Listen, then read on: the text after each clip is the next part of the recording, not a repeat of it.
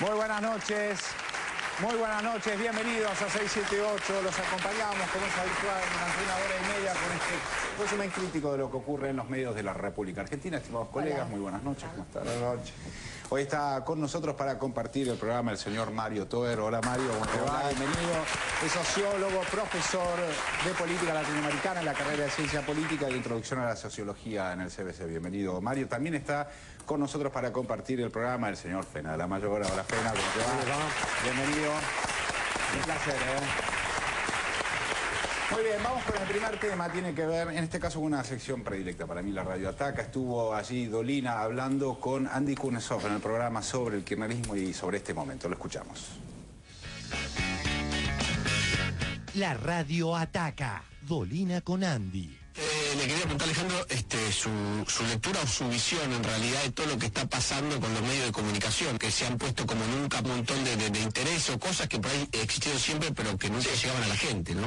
El gobierno ha tomado una posición política que enfrenta a ciertos poderes, enfrenta a las corporaciones y pone en el ámbito oficial opiniones y acciones que antes solamente tenían sentido en la vereda opositora, soñadora o utópica. Cuando vos cambiás ese enfoque y el Estado empieza a intervenir, empieza a limitarte, empieza a poner unas reglas del juego a las que no estabas acostumbrado. La reacción es esta. No la esperábamos, no se produjo antes, porque nadie antes hizo eso. Todos los gobiernos que yo he conocido pactaron con esas corporaciones, con ese empresariado, con esos grupos bancarios, etcétera, etcétera, que incluso contribuyeron a llevar al poder a otros presidentes.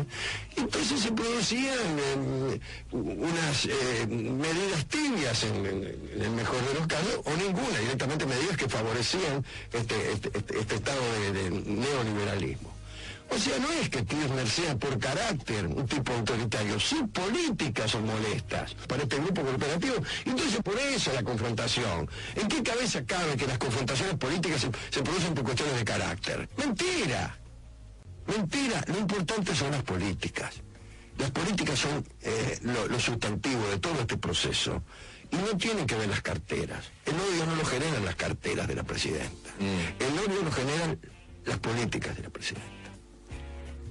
Ahora, cuando vos además manejás la información, fogoneás los detalles negativos, hasta el punto tal de penetrar en las clases medias y hacer que sí esté presente el tema de las carteras.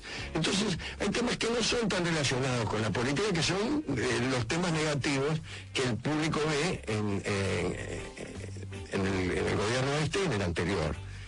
O sea, a mí me gustaría que la discusión fuera política. Y que alguien dijera, bueno, señores, esto que hacen ustedes está mal, porque, por ejemplo, el liberalismo tiene estas y aquellas ventajas, la libertad en el mercado es así, etc. Bueno, Fernando, es una discusión política, pero si vos me decís... En la muerte del expresidente saltaron las políticas, ¿no? Claro, saltaron las políticas sin que se dieran cuenta, sin que nosotros nos diéramos cuenta, porque al historiar, veamos cómo. Ah, cierto que este tipo había una ley de educación, cierto que este tipo de la salud, cierto que bajó los cuadros de Videla en la política de derechos humanos. Ah, bueno, entonces tan malo no era.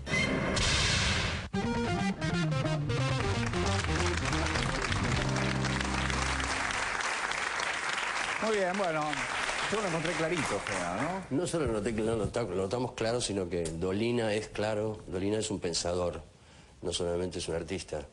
También es un pensador agudo, muy agudo, tiene el don de la palabra y su lucidez es una de esas lucideces que nos hacen no dudar de cuando él dice algo, porque no es un tipo que salga a hablar porque sí. Dolina es un tipo que sale a hablar cuando realmente lo que dice lo convence. No lo conozco tanto personalmente, pero sí sigo su carrera y su trayectoria hace muchos años.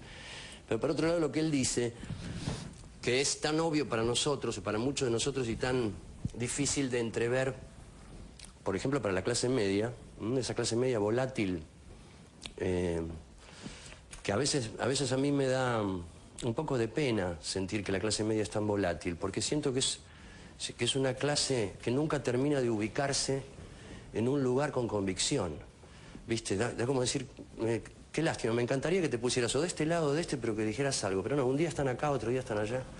Es una especie de mal entre comillas, que a nosotros nos aqueja.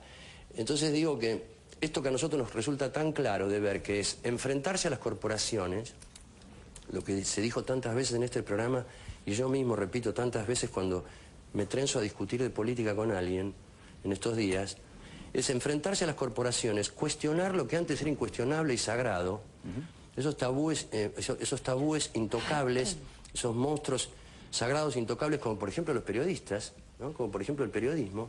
El periodismo siempre fue algo que no se podía tocar.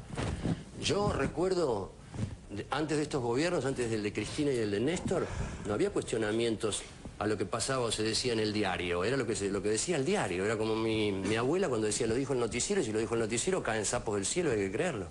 Invaden los marcianos y hay que creerlo. Todos esos cuestionamientos que son enfrentarse a la corporatocracia, eso es ser progre para mí. Si hay que definir lo que es ser progre hoy en día, que está tan en boga la palabra y que algunos dicen progre no es este ni progre es este otro, o los 70 no eran progre, la verdad me da igual. A mí me parece que ser progre en este momento es derribar ese muro de corporaciones que son las que no nos dejan vivir la democracia, que son las que nos impiden vivir la democracia y maquillan la democracia de acuerdo a sus intereses. Eso me parece muy importante.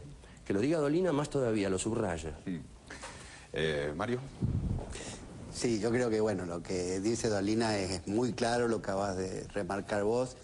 Creo que nos sitúa en este tema, ¿no? Digamos, decir, cómo operan esos medios para crear esa situación de incertidumbre, ¿no?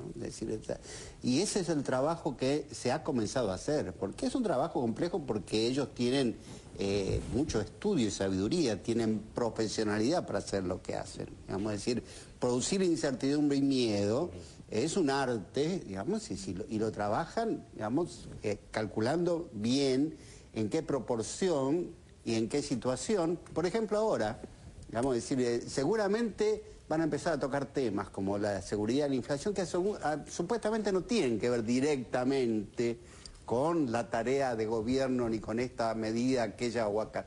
Son como continuidades que generan incertidumbre.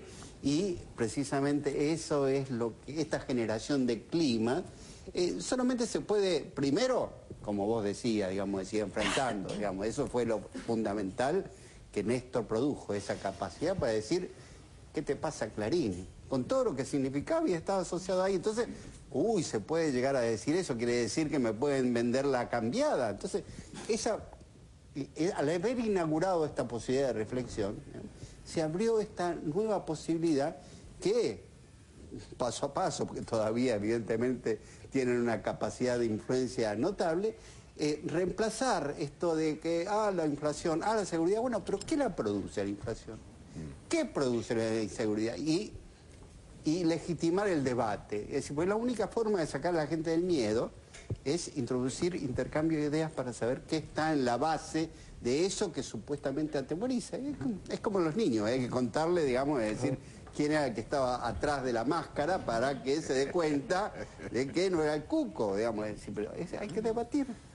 Yo pensaba, uniendo las dos cosas, que también uno de los ingredientes de la escena actual es esta diferenciación que tenemos en la cabeza, tallada también por los grandes medios, sobre todo por Clarín. Esta identidad de clase media, ¿qué es la clase media? Yo estaba leyendo hace poco un libro de Ezequiel Adamovsky, un historiador muy joven, que es la historia de la clase media argentina. Y una cosa con la que empieza el libro y que a mí me llama mucho la atención, parece una obviedad, pero para mí fue interesante. La clase media no se asimila, no se siente parte de la clase trabajadora.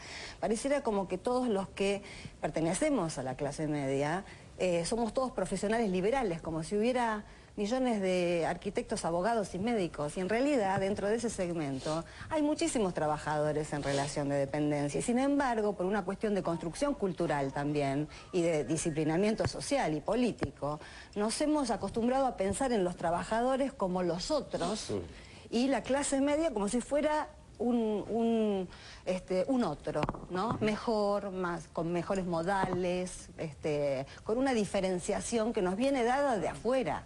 No hay una identificación real. La gente de carne y hueso pertenece a la clase media en muchos casos y, por suerte, a la clase trabajadora al mismo tiempo. Es como aspiracional la clase media, nunca Claro. se reconoce a sí misma, sino es el deseo de querer ser, y eso explica, muchas veces esto es muy publicitario, lo aspiracional, por eso el éxito de muchas divas de la televisión.